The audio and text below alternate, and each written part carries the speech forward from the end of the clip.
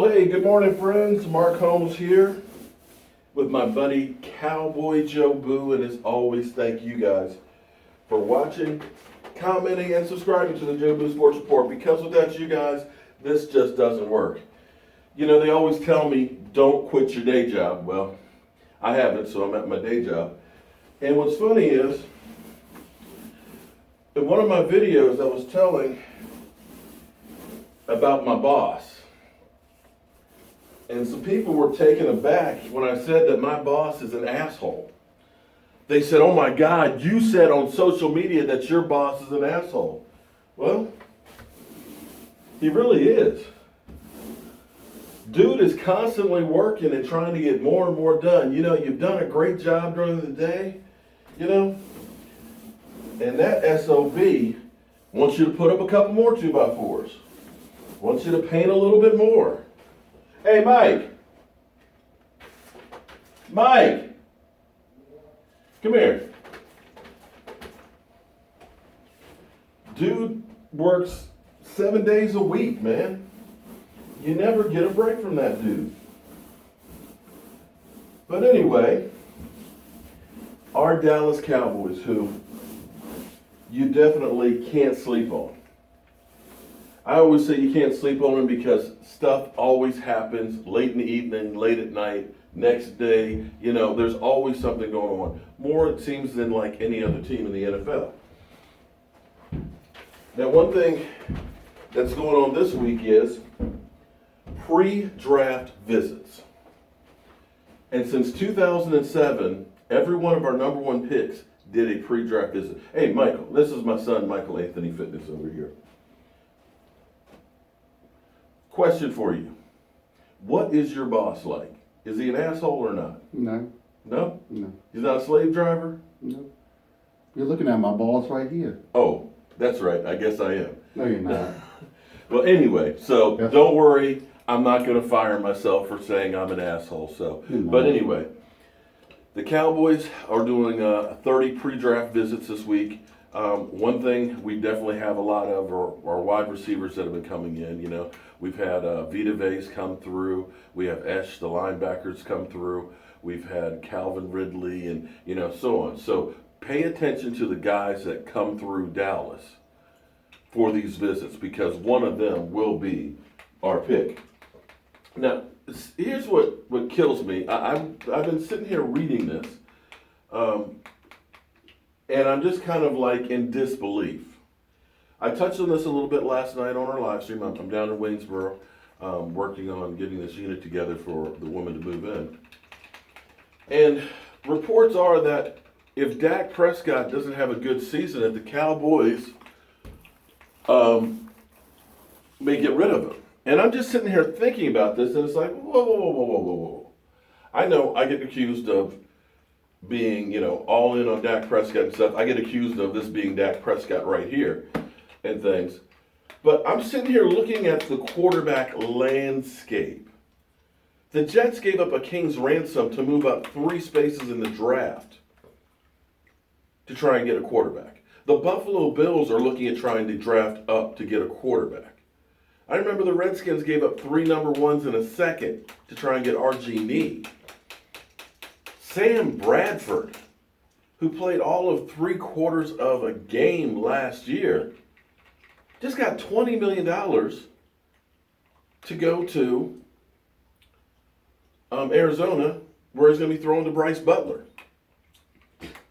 Bryce, I don't know who's going to be throwing to you, because Sam Bradford can't make it past 2 or 3 games. We know he's going to get hurt.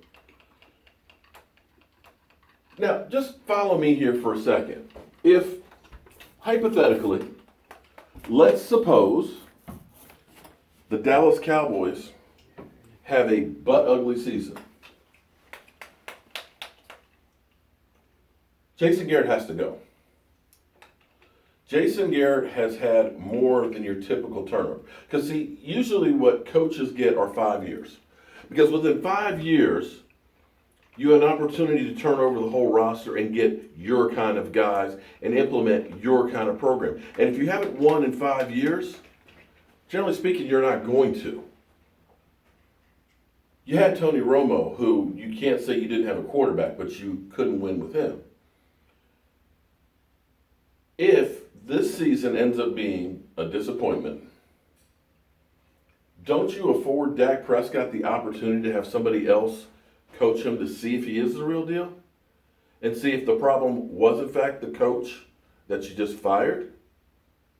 Doesn't that make sense? What about what's his name? Calvin Moore. Oh, well.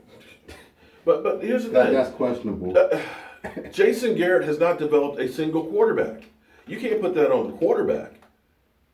Tony Romo had his skills when Jason Garrett got there working under Sean Payton. That's right.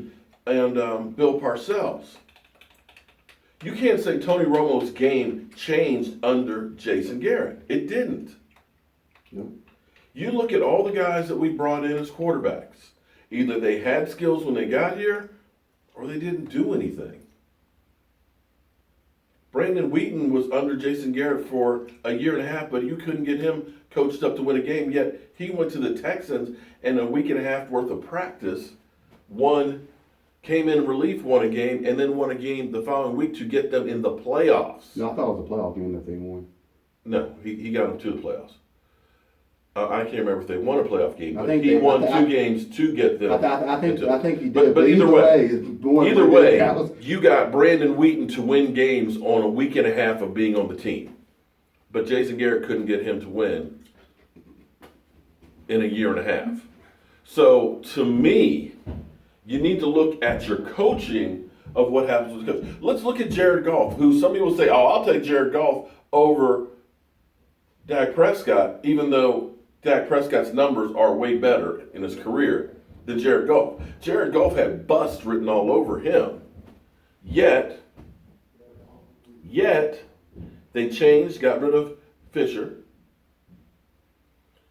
brought in Tim McVay, who used him with the skill sets that he had. And all of a sudden, he's a player. Carson Wentz's first year looked like dog do. And in fact, Dak Prescott has better numbers in his career than Carson Wentz. Dak Prescott has better numbers than Carolina. My God, I'm having a brain fart this morning. I need my coffee here.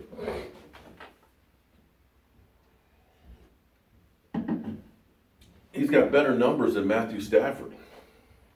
So when you start saying that it's time to move on from him, what the hell are you guys talking about? Yeah, he had a down year as well as the rest of the team. But literally, when stiffs are getting paid to go anywhere where teams are desperate for a quarterback, we're talking about just saying the hell with one as opposed to trying to coach him up. Come on, man. That is the most ridiculous thing I have ever heard in my entire life.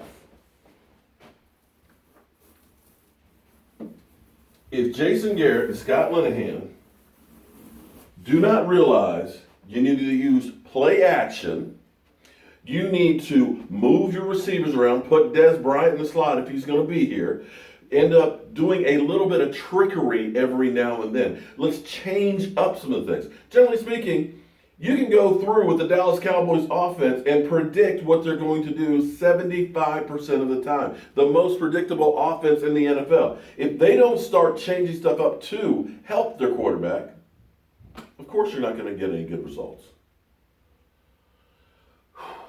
Oh. And the final thing, of course, is before I get back here, I've got to hurry and finish because the carpet layer Frankie's coming in to put carpet down in here, is Stephen Jones and Jerry Jones. There's a power struggle going on here.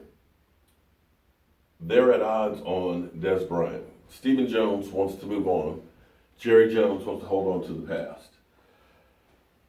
I'm kind of hoping that finally this is the week that they go ahead and figure out what they're going to do.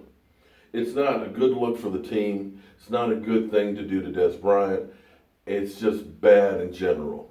If you are going to move on, move on. If you're going to ask him to take a pay cut, ask him to take a pay cut. Whatever it is, I'm fine with it. Just do something. Don't leave the man out there hanging every single day, wondering What's the deal? That's where the Giants kind of gotten into a situation with Odell Beckham. With Odell, they've kind of said some words. Oh yeah, well we're thinking about the contract. The longer you put this guy out there, the more and more they're going to be kind of like, you know what, I'm done with these people. And that's where Odell Beckham is kind of like, I want to get my contract. I think it's too much. But you don't want this to end up being an ugly situation. But anyway, I got a whole house I need to paint before I get up the road today and get this carpet stuff down. So let me get to work. But as always, I want to thank you guys for watching, commenting, and subscribing to the Joe Blue Sports Report. Without you guys, well, I'd be here at my day job, just working my day job. I'll see you guys soon.